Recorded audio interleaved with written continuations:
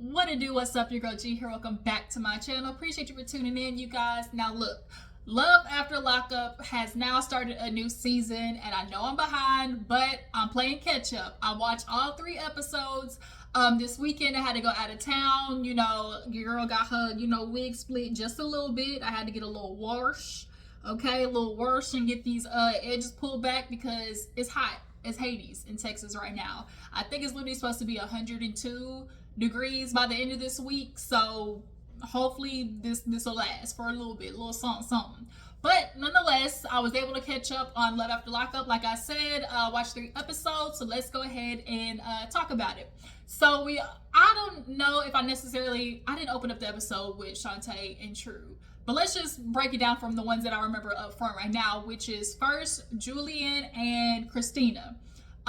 Kristen or Christina, one of those. Nonetheless, Julian is giving real, Prince Charming, and that's kind of what she said as well.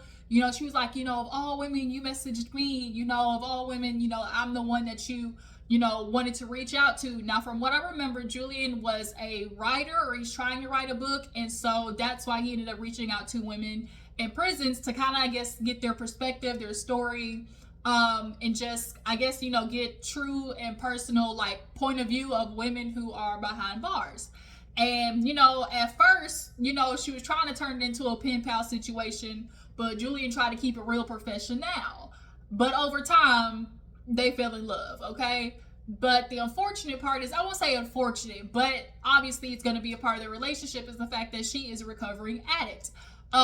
She kind of Judge Mathis say, I know a dope head, I know a fiend when I see one.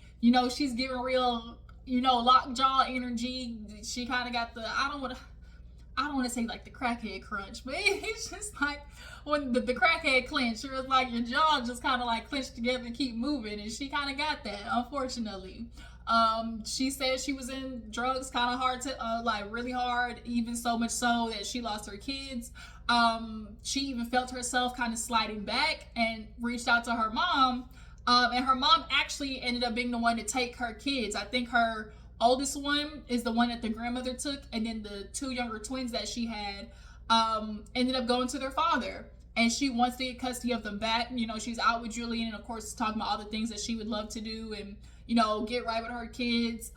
She does have visitation with her kids, but the dad he's not doing it. He's not allowing it. And up front, it does seem like, no, that's not fair, because you do have, visits and stuff. But when you are a parent who has custody of kids and you see that the other parent is very inconsistent, it is a hard decision to make, to be like, no, you're not going to come back into their lives until you prove that you can be consistent. Because it's almost worse to have a parent come into their life and do kind of the push and pull of showing up, not showing up, showing up, not showing up. That's very emotionally tumultuous for kids, and obviously is very traumatic. And so, especially when it has to do in regards to like drugs, and we've seen the same thing when it isn't with drugs. Like if mothers have to think about a dad trying to come back in a child's life, and because he's inconsistent, feeling like, no, you do not have the right to come back and like toy with my child's feelings. But nonetheless, she got out, and the only thing she's thinking about right now is Zeke, okay? Julian and Zeke. She said raw fish, sushi style, that's all she wants. God dang, I hate when this happens where a fly will not leave you alone, and I live in the country, and I made it through the window, and he pissed me off, okay? So if y'all see it flying around here, ignore it, but he pissed me off. But nonetheless, Julian, you can tell very much is like the quirky kind. He was clearly, nerdy in school, didn't get a lot of play, and was very uncomfortable with how she was ready to jump his bones. But by the time they got to the hotel, he was here for it. So much so that old girl didn't even take a bath. I could not imagine getting out of jail for any length of stint and not sitting my ass in some water. That would be disgusting, okay? And then especially hooking up with somebody after getting straight out of jail. I can't, no. Next. Next. Long story short, she want to get her life together. Julian wants to help her do it. She got like an emotional support cat that he was watching while she was locked up, because they did spend a little bit of time together before she got locked right back up. And so, yeah, prayers out to them. Next. Another situation where drugs are involved, we have Kim and Joey. Now Joey, he is like Kristen in the aspect where he is basically a career. You see what I'm talking about? He trying to be famous, and I don't like it right now, and I'm gonna have to swat in a second.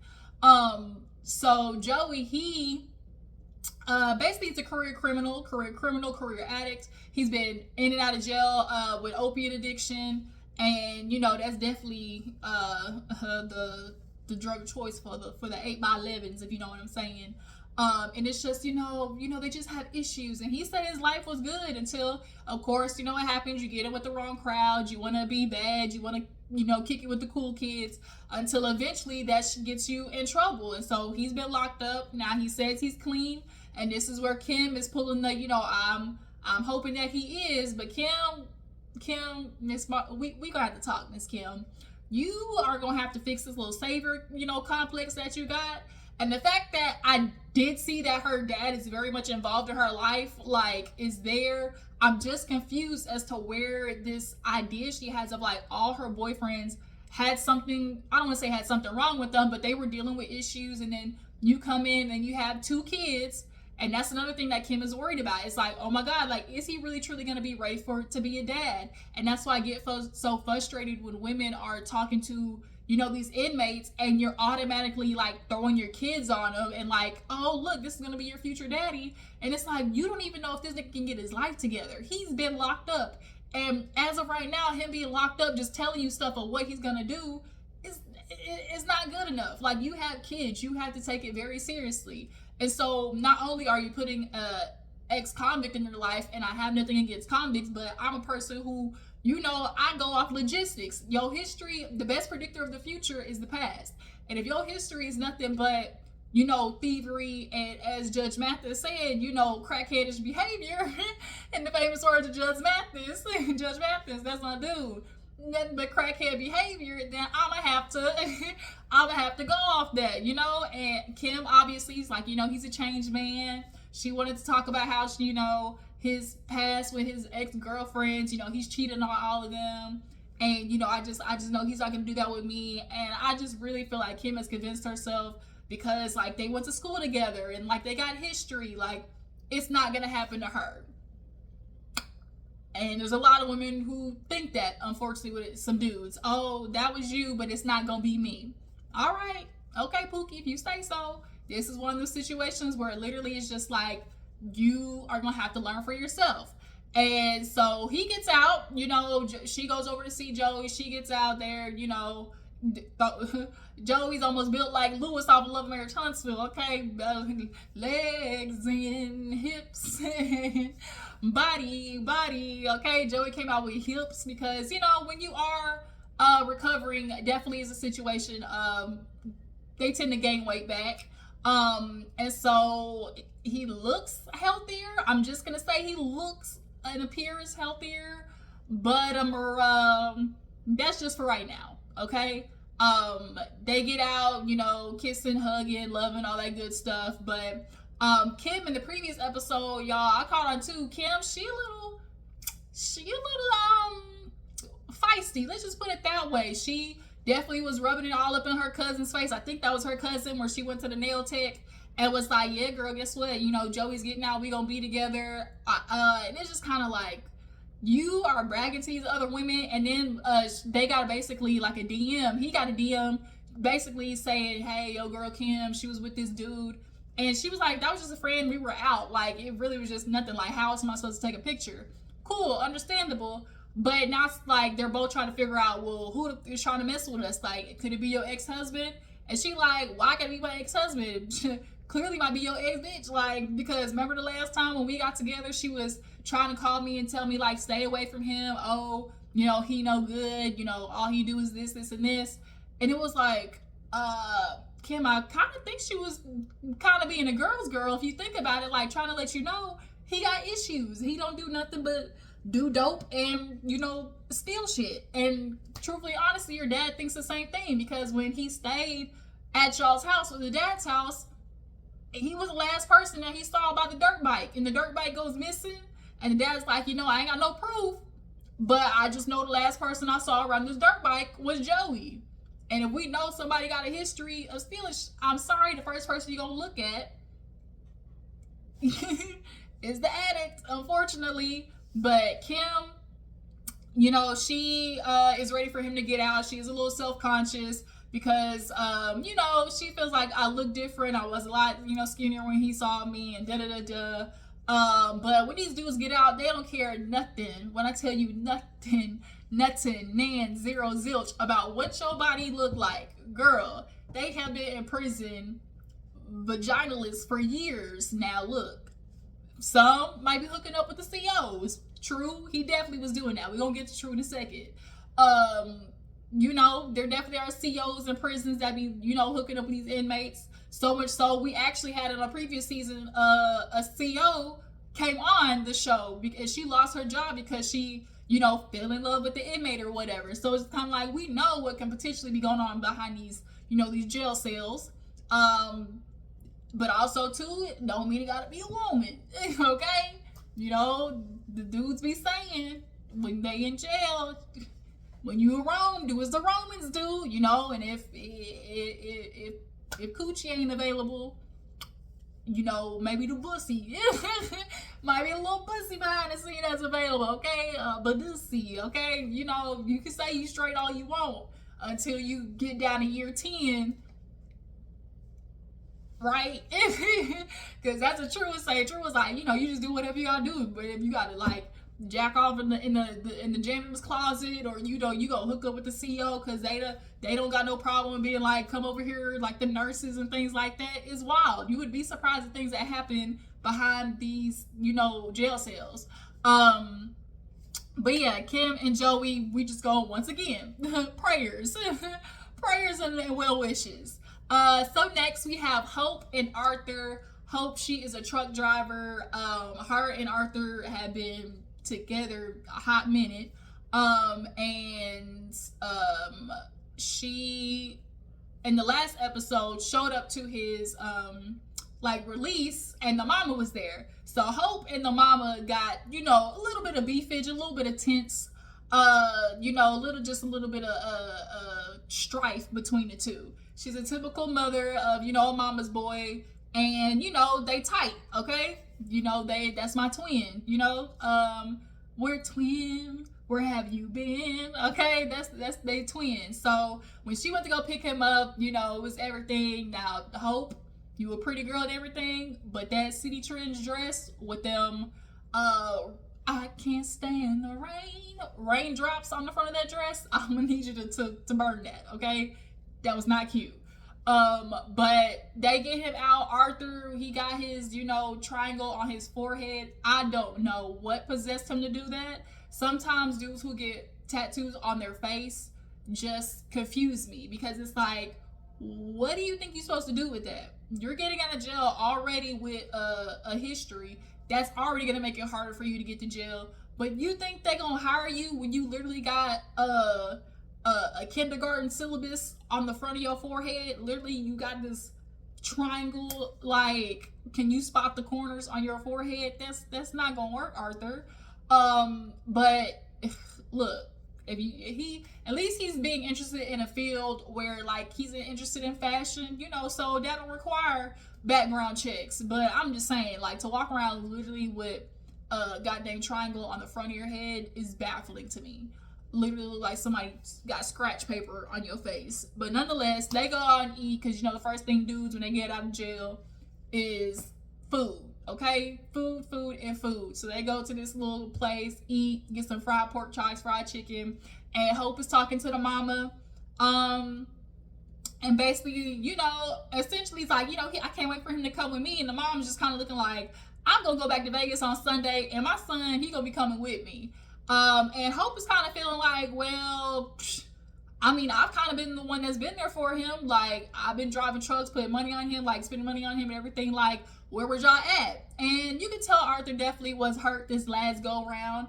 But the mom was just kind of like, you know, I'm not going to lie. Like, I just kept getting disappointed because all you kept doing was going back. So Arthur, on your side, you kind of really got to acknowledge, like, yeah, your family might have been a little bit more distant. And I think a lot of people, when they do get locked up, just forget, like, because their life is standing still, they kind of don't realize like everybody's life is still moving outside of that, you know. So it is easy for them to be upset, to be like, oh, you forgot about me, you didn't check up on me. Like, but life be life, and especially you see what's going on in the country right now. Life is hard for everybody, especially after the pandemic. And then she had your brothers and sisters, the kids that she had to take care of. So she might not have been able to put, you know, money in your books like Hope can. But mama, for real, you know, also you do have to like give Hope her, you know, give her teens, you know, give her teens, because at the end of the day, you know, like your son said, like when he needed to talk to somebody, when he wanted to reach out with somebody, if he needed somebody, it was Hope. So it is easy for the mamas to be like, girl, you new here, okay? Like, you new to this, I'm true to this. I'm the one who pushed him out my coochie before we even knew you existed. But, you know, when these dudes got a girl in their life, they kind of have this thing where they stand up for him, because it's like, you're not going to let your mama disrespect your woman. They were like, she was like, so what y'all doing? I'm kind of combining all the episodes together, so y'all hear me kind of talking about stuff that was in the previous episode. I'm just trying to do a full catch up. But in the last episode, she basically was asking him like, so what y'all doing? She was like, shit, we gonna stay night in the truck. And she was like, he just got out of jail cell. You gonna put him in another box? And he was cool with it at first, but in this episode, he was telling her like, you know, shoot, it would be kind of good, like, cause I ain't gonna lie, like, it's hot in here, girl. And so she's feeling like, dang, his mama was right. You know, like, are you just listening to your mama? Did your mama have some type of influence on you? I think he probably, you know, as they've been driving or chilling or just hanging back there, it probably do get hot. And so he's like thinking, never mind. So they had to drive 2 hours back. And so they go to her apartment. And he, you know, is obviously surprised. She did it all up, which is kind of why I was confused why they didn't go back to her apartment in the first place, or they didn't, I don't know. I was just lost as to what she was wanting to happen. Were they just supposed to keep driving and be on the road? Like, was he supposed to go on the road with her? I don't know what. But she got a nice apartment. It's literally a view from her room to the living room. Like, I know she's paying some ducats for it. But you know, he comes in, sees everything, it's all did up, she's happy, and he's just like really trying to take it all in. There definitely is a consistent theme with all of these inmates. When they come out, anxiety is a motherfucker for them, because it's like you really are introduced, you're really just thrown back into the world, and they like, all right, do what you do, good luck. And there's no coping for, you know, inmates who come out. Like, the whole prison system in general is janky. It's not meant to really truly rehabilitate people. We know what it's about. You know, racism just remixed. That's racism in a remixed form. But in general, overall, the whole prison system is a dud, because these people come out, it's either halfway houses, and then it's obviously the probation, which is just another form of like keeping them somewhat locked down. Once you serve your time, you're really kind of still serving time with your probation and things like that. But she bought him a sewing machine. You know, he was just thinking like, you know, Hope really has done a lot for me. So, you know, what comes next? They want to do the do. Okay, she want to hook up with him, but she, like him, was insecure. You know, she was smaller back then. But like I said, Arthur ain't thinking now about that. When these niggas got out of prison, I want a plate of food and pussy. That's basically what it is. So I'm either or, okay? Whichever one come first, don't care. But just know them two things is literally at the top of these prisoners' lists when they get out, okay? So they're not worried about extra meat in your bones. He said it, extra cushion for the pushing. So clearly they hook up, have a good night, lovey-dovey, wake up the next morning, and, you know, they just laid in bed chilling, and they just start talking about life. And she's like tearing, and she's just like, you know, I'm just so happy. I just really feel so bad because I effed up. And especially the mom is feeling some type of way about Hope too, because she, you know, kind of cheated on him while he was locked up. The original, you know, agreement was, you know, since he was going back to jail, Hope was straight up with him, which I appreciate. Like, I really appreciate the fact that Hope was this kind of woman where she was like, babe, we gonna be together, but you locked down, and I'm just gonna let you know, while you locked down, I'm gonna need some maintenance, okay? I'm gonna need some Z, and since you gone, you know. And so Arthur was like, cool, keep it just that, you know, keep it simply, strictly dickly, keep it just sex. But that's not what happened. She, you know, was hooking up with the dude, And then when Arthur got out, she still was talking to old buddy. So it went from authorized entanglement to cheatation, okay?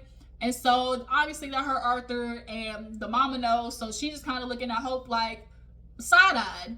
And now Hope is really just trying to like figure out her place with Arthur, just like what is really going on. And like in general, you need to start asking questions.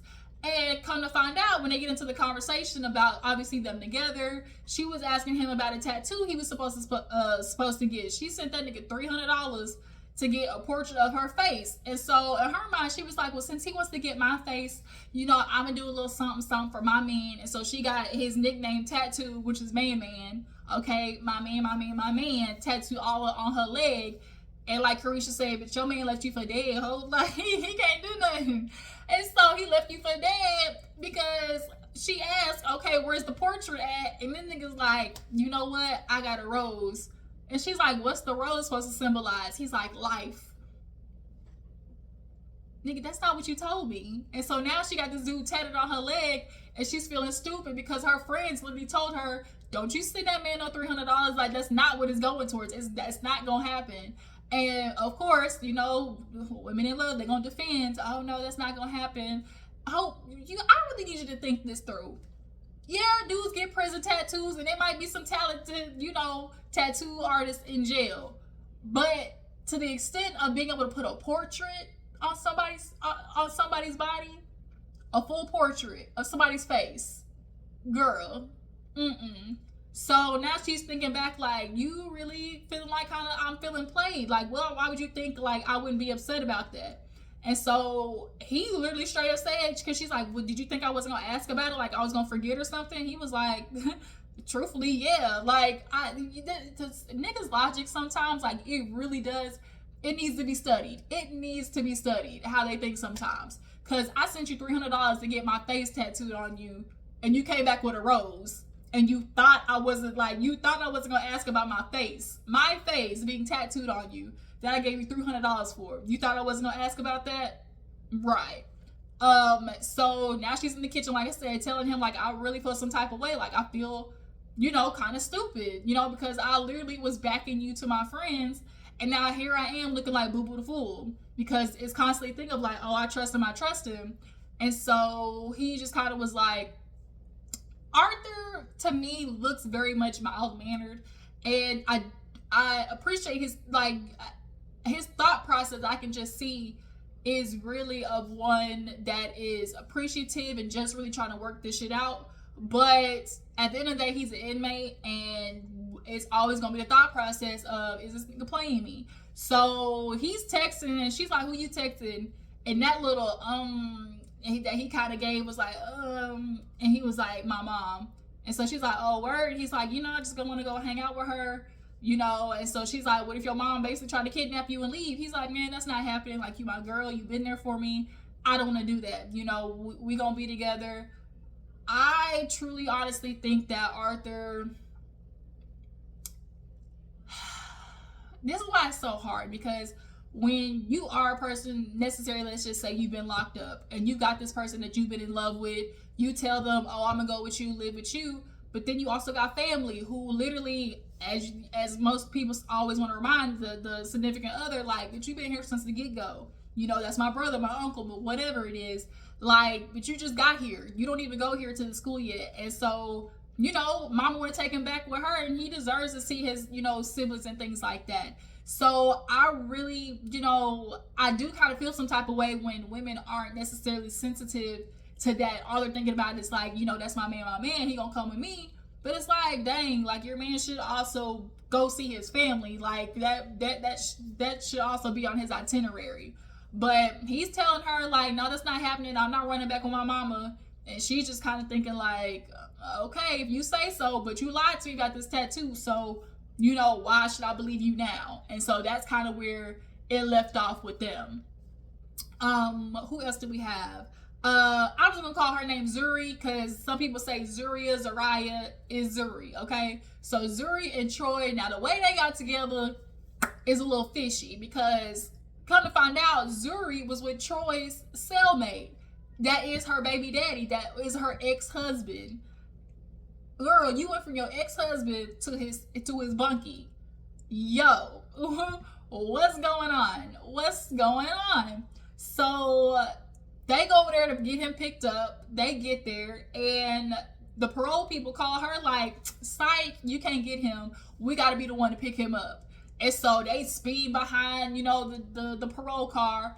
And this is definitely one of those moments where you truly see how the criminal system, the justice system, they do be hella petty when it comes to these people getting just a little bit of something, like from their family. It's almost like that last little I gotcha, because you speeding off, like, like they knew what they were doing. Like, we're gonna make it difficult for you, like, just know, like, you still in our care, so we gonna make it difficult. And so the fact that they're having a drag race behind the parole officers is effed up. But they're waiting outside, and finally Troy comes out. I guess they had to put his ankle bracelet on before he left. I didn't know he was supposed to be on house arrest. So I guess he's gonna be on house arrest with Zuri. That's just what I've come to the conclusion. But nonetheless, Zuri, she is a church girl. So her daddy's a pastor. Obviously, her mom's a first lady. But she's kind of like religious / spiritual, because in the last episode, homegirl went to her little shaman card reader, and it was so funny because in her mind she's thinking, oh my God, I need to go find out, like, is this gonna work? And majority of the times when we see these card readings, it's always, oh yeah, I see this for you. It's all, sunshine and roses. This lady straight up told her, girl, it ain't gonna work. It ain't gonna work. It ain't gonna work. This man ain't for you. It's going up in flames, okay? Zuri, why did you wait till now to get this card reading? Girl, you waited a long ass time to decide to ask the gods up from above whether this relationship was gonna work or not. Like, and so now you sitting here crying because you put in years into this man, and this lady basically telling you, bitch, is going up in smoke.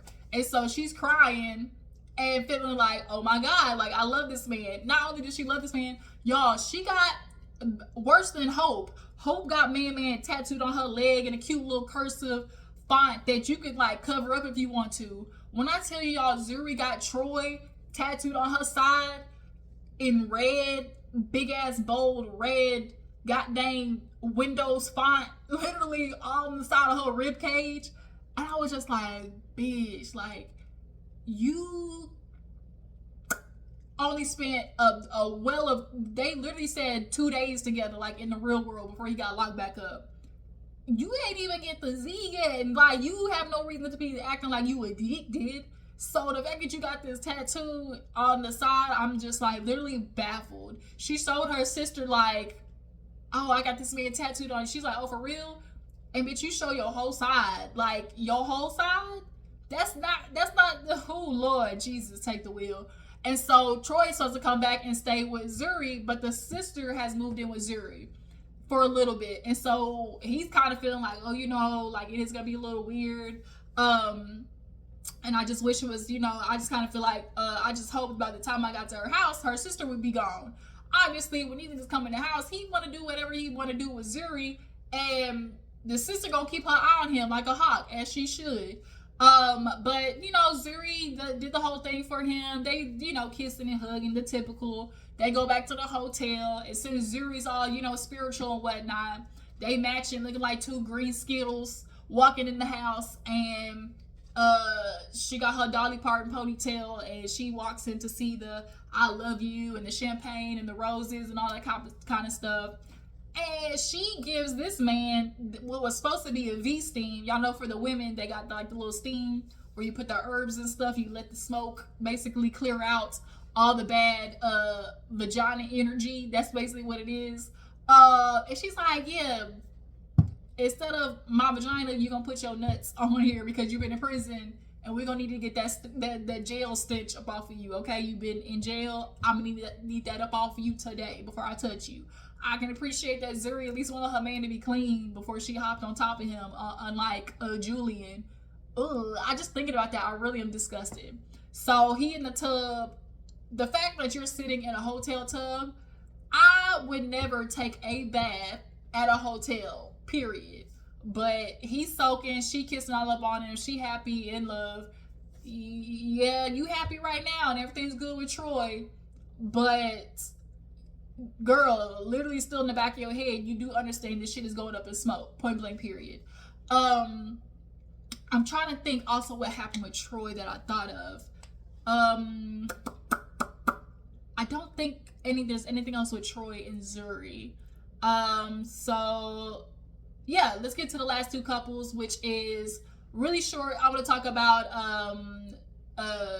Tisha, Letitia, and her dude Keith. She basically had the family over to let them know good news that Keith was getting out.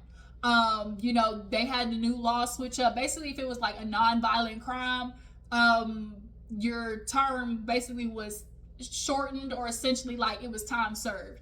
And so he, you know, was basically qualified for that. So he literally can get released any minute now. So she's letting the family know, coming over, just inviting them over. But the problem is, her and Troy and Keith's sister ain't good. The sister don't F with her because she feels like from the last time when she spent 15 G's on her ring, basically she felt some type of way about it. And not only that, she said she feel like her brother too good for her. And I'm just kind of like, your brother who's eating, you know, Kraft macaroni and cheese and munching on moldy bread in prison, that's the brother that's too good for her? The one that's got her own business, literally, like, I'm just baffled. Like, I really am baffled. But okay. So she invites the family over, gives them the good news. Now they know about the tension between, you know, Tisha and the sister. And get away, bro. I know y'all see him zooming up across here like he's on some goddamn NASCAR race, and it's pissing me off. So yeah, the sister didn't show up to the house. The family did. You know, she introduced them to her daughters. Now, also too, Tisha, I'm about to tell you about the situation with the daughters. Do another one. You know that your daughter's uncomfortable and you're clearly ignoring it. You knew in this situation that she was uncomfortable, and you're trying to lean into the fact that your other daughter, you know, is so in love with this man, and she's already got this idea of everything she wants to do with him. And so you want to kind of use that as a scapegoat for ignoring your oldest daughter's like uncomfortability with the fact, because at the end of the day, it's about to be a whole ass man that she don't know in y'all's house. And when y'all first got together, it really is like annoying to me. Like the women's lack of concern for their children's feelings in this situation really just bothers me. And you could tell the daughter's uncomfortable, but to her, she's like, basically, she just gonna have to get used to it. Essentially, like, we're gonna have to work through her uncomfortableness. But the sister didn't show up. The family's kind of like, you know, that's kind of messed up. They do know that the sister low-key been talking shit about her behind her back. And so we're gonna see how it plays out. And last but not least, I want to end this because I don't want this review to get too long. True and Shantee. True, that nigga go back to jail, that nigga go back to jail, that nigga go back to jail. He said it himself. He don't like rules. He don't like following nobody. This man just spent 13 years in prison. Shantee, get your and run, okay? Firstly, this man already told you that you're not his type, that he don't go for women like you. You just happen to be the one. That's his fiance, so-called. And the sister even could tell, it was saying like, this ain't gonna work. Like, that's not even what True do. And so Shantee and True, they get out, and all True, of course, when I say what he thinking about, he trying to dive in. Okay, that's all he want to do. So Shantee, y'all know from the beginning of the season, she unfortunately was SA'd. And I really felt some type of way that Shantee wasn't kind of speaking up to True with all he took this woman to like a sex shop and everything, trying to get the handcuffs, turn her to a whole nurse. I'm like, yo, like, Shantee, say something. But unfortunately, it is one of those situations where you feel like, you know, well, I love him, I want to do this for him, and like, she just, you could tell, was so uncomfortable like speaking up for herself. But she ended up getting Airbnb for like 7 days so they can get used to each other before he go back to her place, that she think, because he even like, he didn't even tell the family like, oh, you know, we you know, where he was trying to parole at. But long story short, they get to the crib, he happy, they do the do. But the next morning, that nigga up and dip, gone. You know how mad I'd be if I just literally hopped on top of a dude and then the next morning he gone? I would be pissed boots. So she's calling him. This nigga ain't answering the phone. I guess the sister came and picked him up and they went shopping.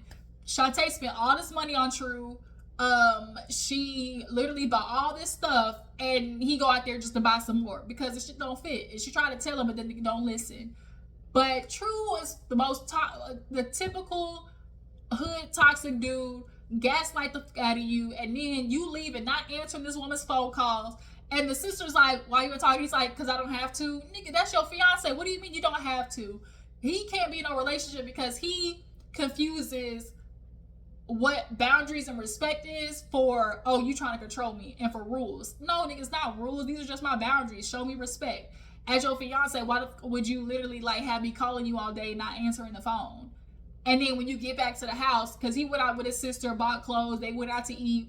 You know, he's talking to her about Shantee. He's like, I mean, I knew she was a homebody, but damn, like, she a homebody, you know?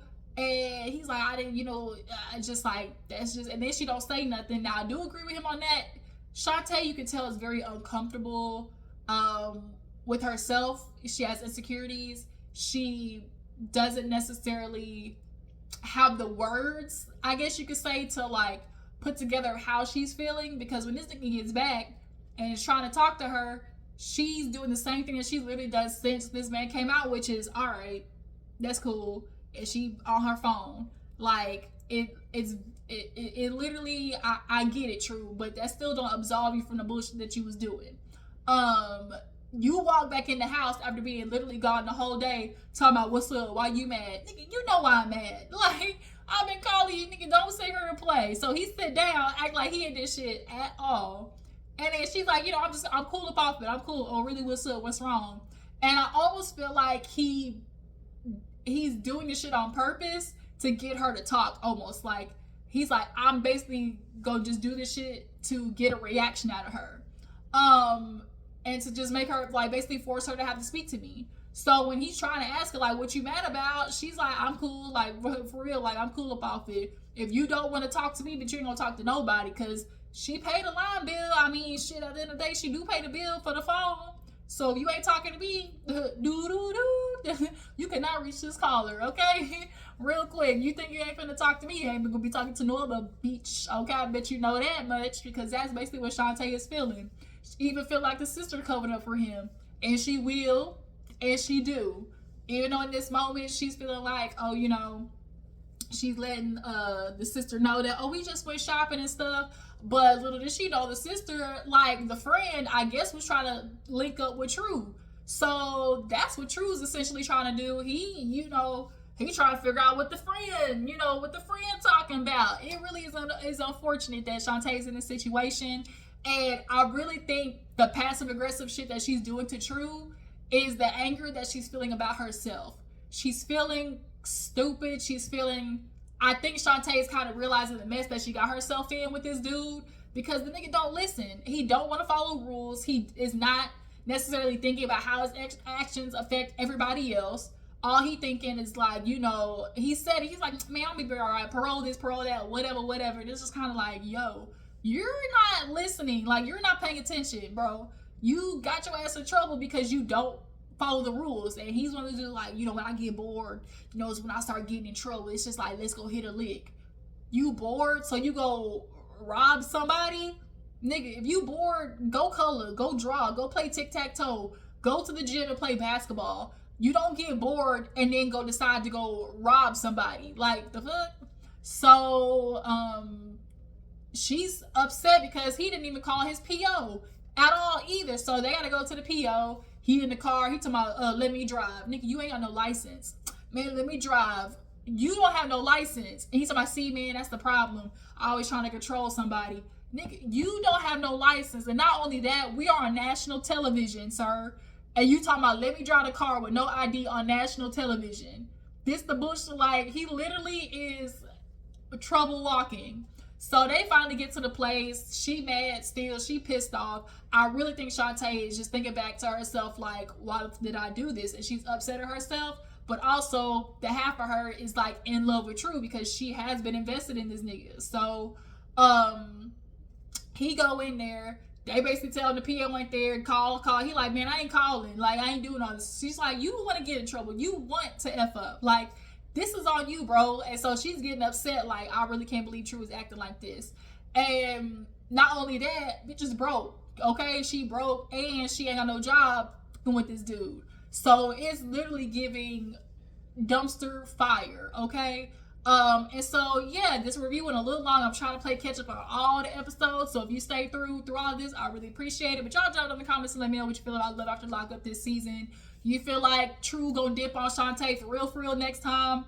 Is Shantee gonna come to her senses and send them to go home? Packing? Do y'all think True is gonna parole with Shantee or with his family? What you guys think about Tisha and Keith? And do you guys think that Kim is with Joey, kind of just basically do a nanny nanny boo boo to everybody else? And yeah, y'all drop down in the comments. Make sure to follow me on Twitter, and I will catch you guys later.